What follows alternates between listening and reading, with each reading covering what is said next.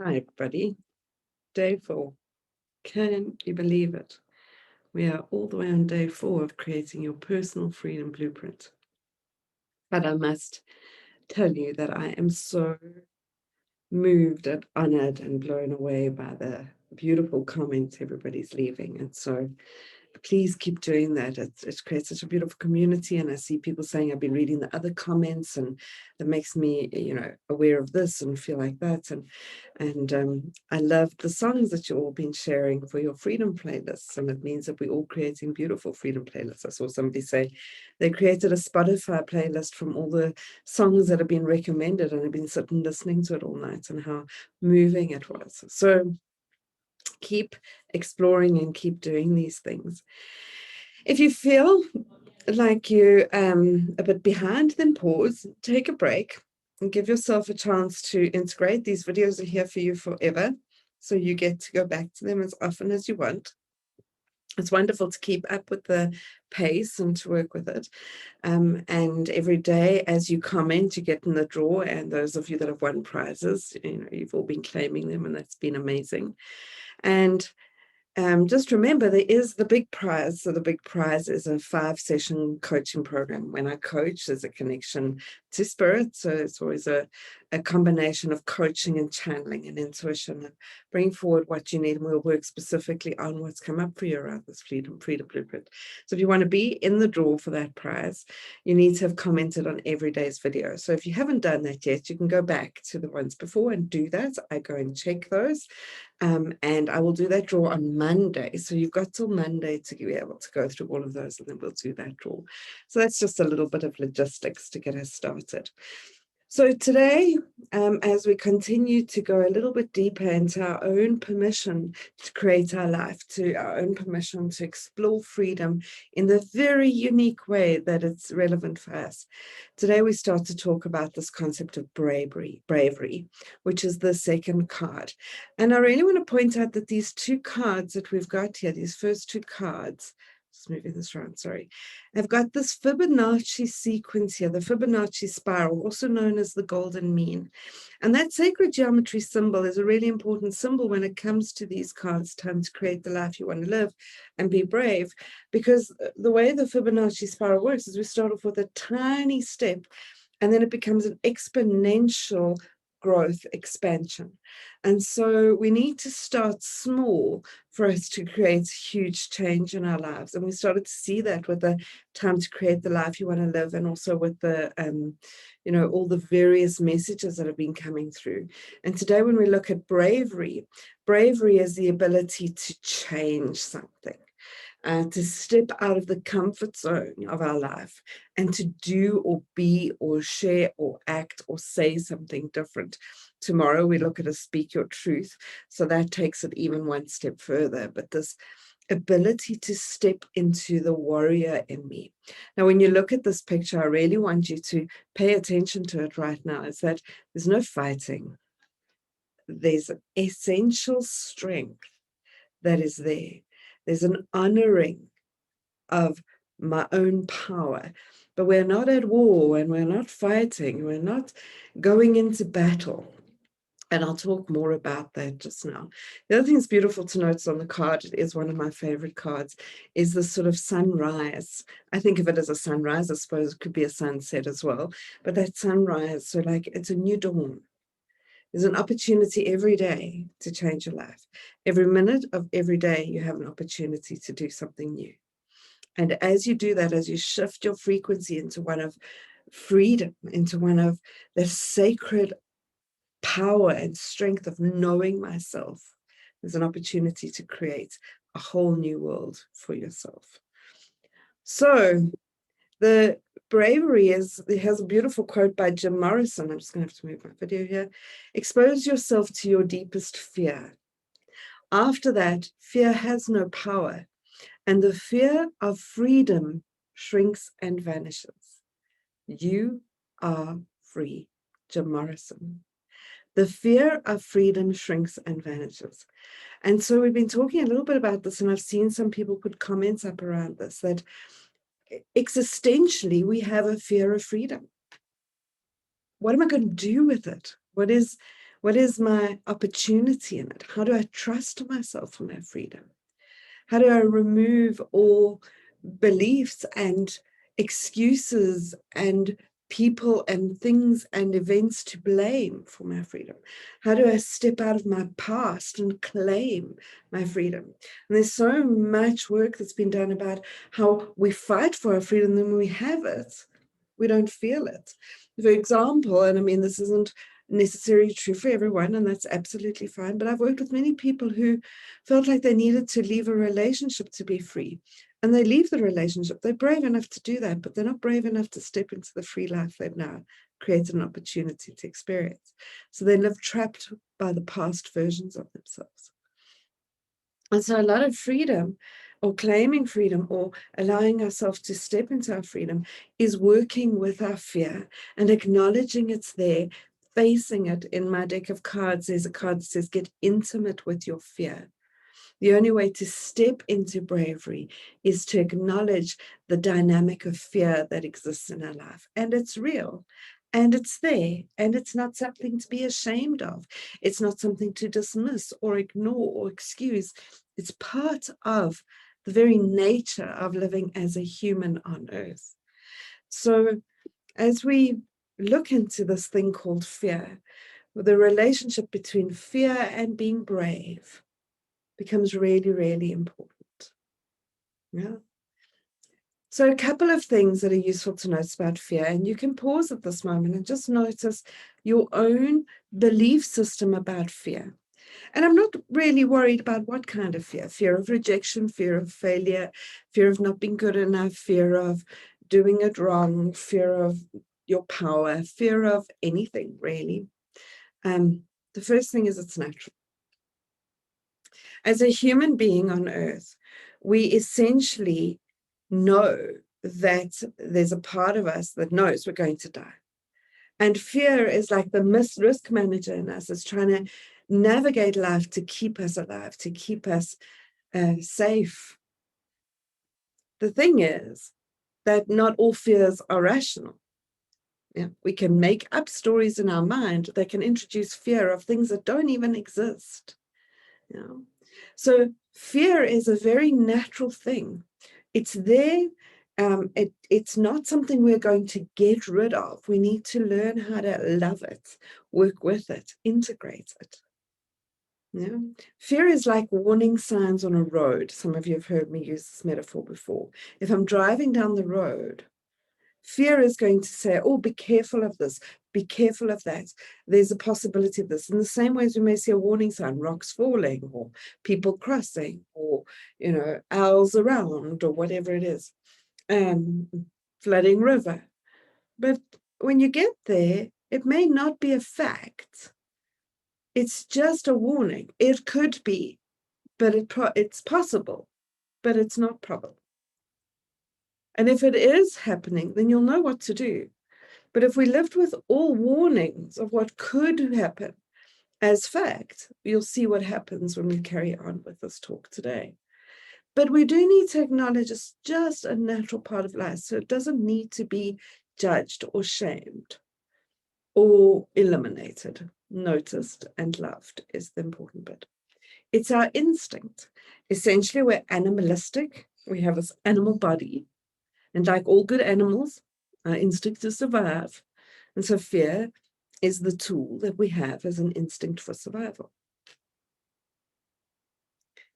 So you'll see there, it's the key to survival. But it's not the key to life, survival. And when am I truly needing to take care of myself so I'm surviving? And when can I live in the awareness that I'm safe here? Let me be bold. There's very few times in our lives where we're really at the place of survival. And I'm not dismissing that it can be true. But if somebody's laughing at me in a presentation, this is not life or death. Nobody's going to die here. If somebody disapproves of you, it's not life or death. You're not going to die here. And so we do need to make the distinction of, if there's a real threat of harm and death, then fear isn't necessary, because it's going to bring about the power you need to do something. But when has our fear just become something that's taken over our experience of life? And we're scripting so many stories of protecting ourselves to survive something that does not need, like nobody's going to die here. Somebody cuts you off in the car, in the traffic, yeah, unless they've caused an accident, you're not going to die. It's just life. You know, somebody's rude to you, you're not going to die. Nobody's going to die here becomes an important mantra. Fear is not going to go away. I've said this already. We need to learn to work with it rather than try to eliminate it. Fear is not fact. As I've been saying, it's a warning system. But if it's actually happening, then we need to deal with it.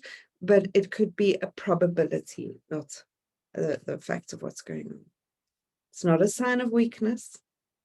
So those of us that say, oh, you know, I'm never scared, I'm fine, you know. Yeah. Bravery is not the avoidance of fear. It's the acknowledgement of my fear. And every single human being has fear.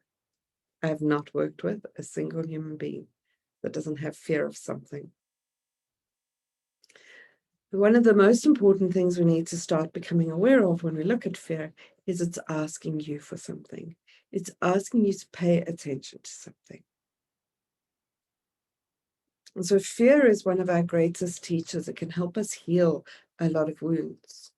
If we acknowledge it and accept it and embrace it, and I'll talk through that a bit more, we can heal so much. We can give care and compassion and attention to that which has been asked to receive it. So what happens when we take fear as fact? And this is really, for most of us, it's the way we navigate our life. We fear something and we take that as a fact. Somebody's going to reject me, something's going to go wrong, something says, and I take this fear and I interpret that as a true reality of life. And the reality is that when we take fear as fact, we react. Now, remember yesterday's video where I was talking about the react to create. We can start to see this overlap, how fear can keep us very much in that reaction mode. So we're just on autopilot, we're just doing what we've always done. And we live our lives unconsciously just trying to survive it, rather than embracing the possibility of I was created to create. Yeah. And when we react, we can start to see that there's different ways that we react to the world. The first is we can retreat. Yeah? This is where we hide away. We go into sort of the hermit mode. We try and get away from anything that seems scary. We haven't faced the fear, we haven't dealt with it, we just move away from it. The next is we engage. Something's threatening, we engage in it. Something happens and we fight. Yeah? Often we can think of engage as being enraged. You know, I'm going to protect myself, I'm going to defend myself. I'm going to take you on. I'm going to win. What? I'm not sure. But you're going to win. Go to war. Yeah. We can avoid. So that is similar to retreating, but avoiding can be almost the numbing process. We'll talk a bit more about our avoidance techniques later, a little bit later. We just don't want to face the bank account, or we don't want to face the unhappiness in our relationship, or we don't want to face something. So we just avoid it. We go and distract ourselves with other things. We can blame and criticize and accuse others of things. It's your fault that I'm unhappy. It's the government that never supports me. It's my father. It's my past. It's the time. It's a sort of sense of criticizing or blaming the world for what is happening to us. And then we can threaten. Very similar to engaging, we can, start to, we can look at social media, all the threats and the, taking people on there. And the thing with social media is there's this invisible enemy that we're fighting. Yeah. So you can see how these reaction techniques are all aligned to fight or flight, that instinct to survive, that amygdala hijack that happens in our mind that we just take over. And you'll all have specific techniques that you'll do it. And it's really important for you to notice, what does your defense or protective mechanism look like? How do you, as Brene Brown talks about it, armor yourself up? Go into the world like, ready for the fight. As I leave the house, I'm like, And energetically, many of us do this. We protect our energy fields. We go into like a bubble of what? What are you scared of? And we need to face that. And so fear starts to become a shackle. It becomes a thing that holds us very trapped when we're looking at this relationship with freedom. When we're using fear as the navigation of our life and we're reacting to life in the way that we have there. This is not bravery, it's not courage, it's defensiveness. It's a way of like moving through the world in a very sluggish, even if I feel like aggressive, it's a ball and chain. It's holding you very, very trapped to the same behavior. And the way fear presents itself as these sort of weighed down parts of our lives is, today I'm going to talk about two specific ways. There are plenty of others, but each of us have an archetype that responds to fear. We have many archetypes that respond to fear. I'm going to talk about two universal ones that, as I talk through them, it's really important for you to notice, how does this happen in my life? Not does it, because I promise you it does. Every single one of us have this archetypal part of us that responds to fear in a certain way. And the first way we respond to fear is by being the victim. The victim is where I feel trapped. I feel like life's against me. The universe is against me. I need a break. The idea of being punished, and if I was good, I'd be rewarded. Yeah. There's someone to blame for my misery. There's someone to blame for my life. There's someone to blame for what's going on for me. I feel like there's no choice. I'm just stuck. There's just nothing I can do here. There's a desire for someone to rescue me, even if it's God. Someone has got to fix this for me. Someone has got to make it better. There's a tendency to then make excuses about what I can't do. I can't do that. I can't do that. I can't do that. So it's not a can-do attitude. It's not a sort of innovative, creative stance. It's more of a, I'm just stuck. I can't do that. That will never work. This is never going to happen, etc., etc. Now, each of us, if you have a look at those areas in your life, when we did the fear assessment at the beginning, you can start to notice how does your victim present itself in these. Now, this is not with judgment and not with hatred, not with shame and not with any sense of belittling yourself, just noticing, oh, that's where my victim plays. That's how my victim shows up. That's how she's there or he's there. And the truth of the victim is that we are needing help, we are needing support. There are many things that are going on in our lives that are maybe not great, but there's a sense of feeling helpless, but the accountability of like, I don't know what to do here. I need help, I need support. And then you need to be able to receive help and support and take action. These are the two antidotes to the victim: asking for help, receiving it, and taking action. 3. Yeah. So when you're asking for help, you're not asking someone else to do it. You're asking to be shown, and you're going to take accountability for the act. I have to act differently. Now, there are many people, and I do not want us to create a sense of shame about what it's like to be a victim, because there's true victimness in life. That's not the archetype of being a victim, where I'm being bullied or where I'm being abused or where something's happening. That true victim experience is different. And I love this book, so it's not a great picture, I'm sorry, but you can have a look at it. Edith Eger, very similar to Viktor Frankl. She's written this book called The Choice, and she's got another book called The Gift. And she was in Auschwitz. She went to Auschwitz when she was 16. She was one of the only survivors of Auschwitz.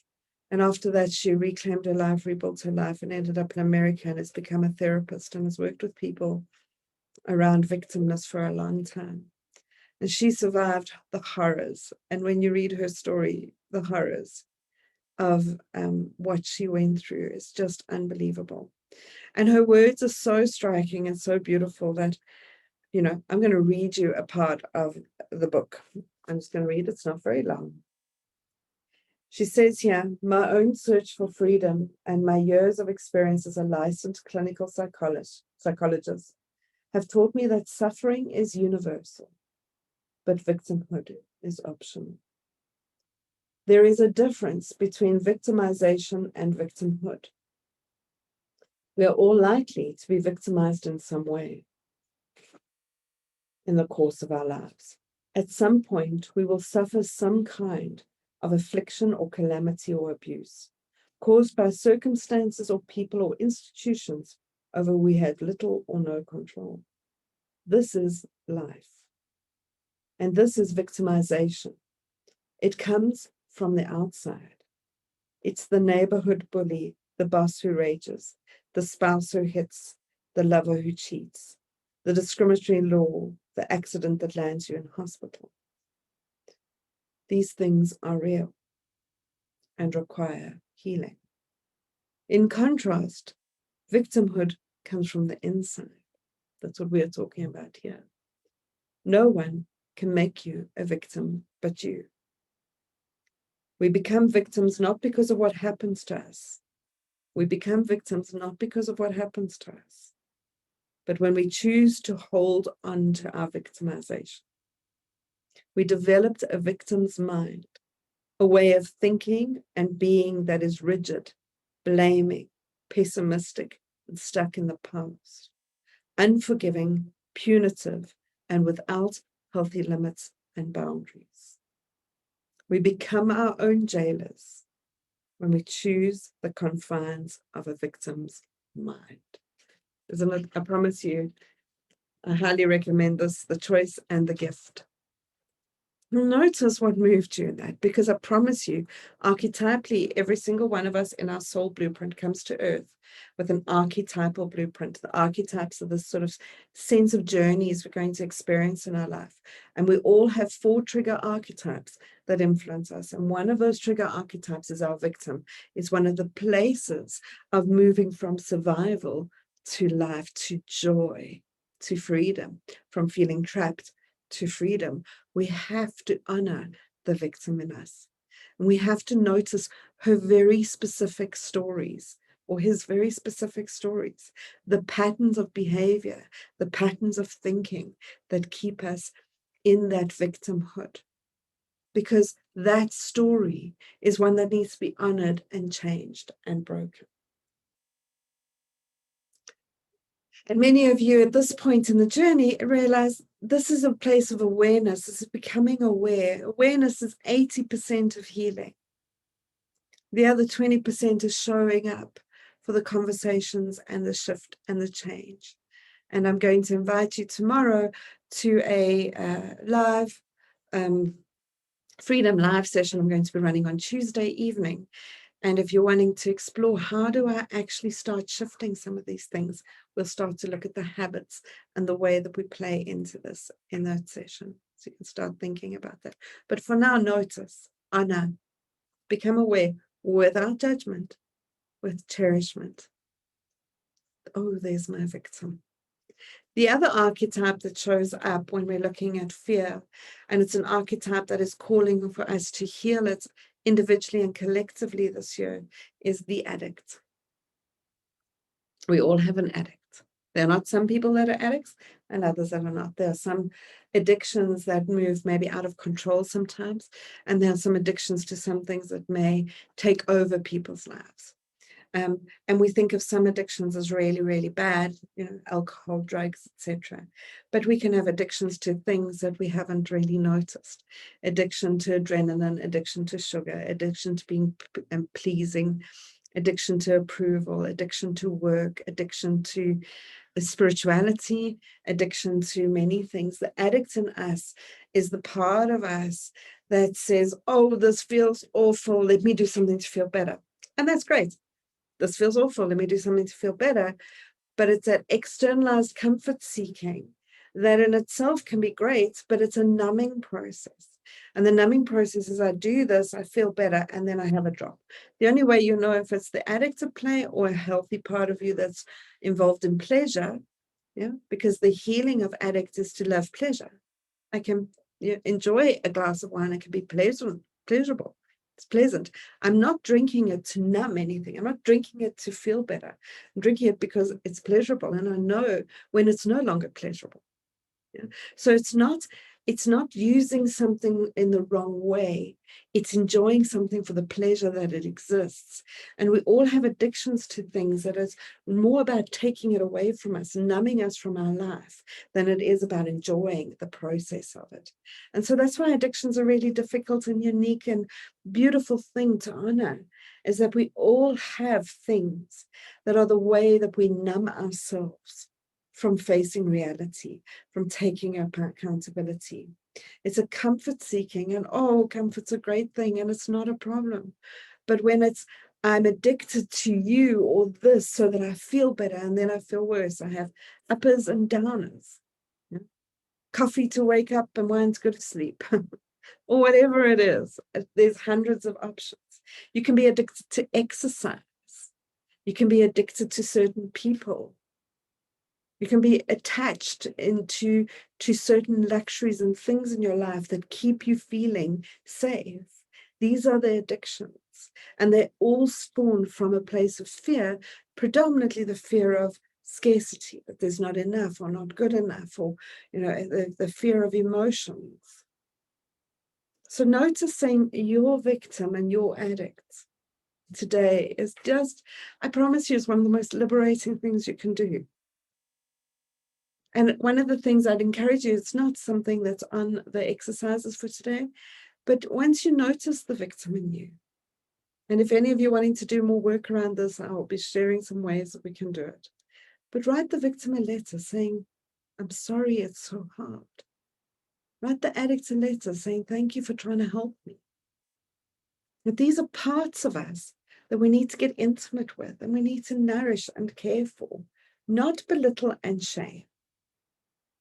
We need to own how they play up in our lives. We need to be able to notice them. And so none of what we've spoken about so far is courage. All of what we've spoken about is related to fear. They're the instinctive responses to fear. But a courageous response is when we surround fear in love, and we say, okay, fear, come close. Come sit here, let's talk about what's going on. I don't make my fear something to try and avoid. I bring it really close and say, I'm so scared people are going to, I was doing this program, I put it out there, and, on day one, so many of you, or even before, started commenting. I said to Eric, my partner, I said, people are commenting. He's like, of course they're commenting. I said, I thought nobody was going to be engaging at all in this. Like the fear for me was like, this is just nobody's going to want this. It's not the way it's translated, but the fear is real, and we need to just notice it, not with a sense of like stupidity or shame, but just like, what is that in me? This part of me that plays that story. Let me honor her and see what that's about. So ways to get into a courageous response is firstly to acknowledge and accept that your fear is real. And that's what we've been talking about. There's a card in the deck, in my LightWalker deck, that says acceptance will set you free. Accept your fear. Hello, come in, let's have tea. Embrace your fear with a level of care and compassion, with love. Love on a divine level means non-judgment and accepting. So imagine sitting down and having a cup of tea with your fear, saying, right, what's going on? What you about? Tell me your story. I won't make it small. I'll listen. And then I'll ask you, what do you need? So these are great ways to journal with your fear. What is it I'm needing? Because we all need stuff. Remember, the addict is trying to get something met through something that can't do that. I always tease people. I say, I grew up top decks, which is a chocolate here in South Africa, is, love. Top deck is love. If I eat a top deck, I'll feel love. That's not true. But the mind has these silly stories. So what do I need? I need love. What does love look like, sound like, feel like? Ask for support and help. You are not alone in the world, and there's not a single human being that is supposed to exist in independence. We don't need to move to codependence, where I have to, which is the addict in us, but interdependence, that there is no one, not a single human being in the world that can heal themselves by themselves. That doesn't mean healers do stuff to you, but they create, whether it's a therapist or a friend or a journal or a coach or a healer or a channel or whatever it is, people that are meant to be in your path to support you. You need to show up, ask, and receive the guidance, the input, the support. Now, not all input is useful. You need to discern and take accountability, so not be a victim to all the healers that have not helped you before, because there's some people that are going to give you stuff that doesn't work for you, and you need to discern that and work with what feels good for you. If it feels lighter, it's good for you. If it doesn't, then no. And then you need to adapt. And this is the choice part we were talking about yesterday, the create part. You need to do something different. Cannot do what you've always done. So how do I face my fear differently? How do I do something in response differently? And trying out new things, which means some of it will work and some of it won't. But being gentle and kind with yourself as you try, as you move through it, and then learn as you go. Yeah. That your fear is a great teacher of your courage. The gift of fear is learning to notice the courageous part of you. And I really, in the freedom meditation today, it could be really wonderful, or in a meditation of your own, to sit and call forward the courageous part of me, the part of me that has wisdom, that transcends fear, and see what she or he feels like in your body. It's not strong like this, it's gentle. It's a gentle power. It's gentle, gentle, gentle power. I love this quote to end of today. You want to fly?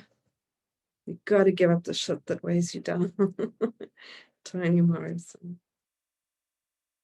To be free, we have to face our fears, and those that are deeply in union with their fears are free.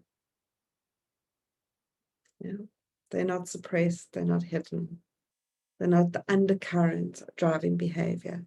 They're acknowledged and witnessed and given the back seat. Brené Brown, in her book Big Magic that I spoke about yesterday, not Brené Brown, Elizabeth Gilbert, in her book Big Magic, she has an amazing letter to fear.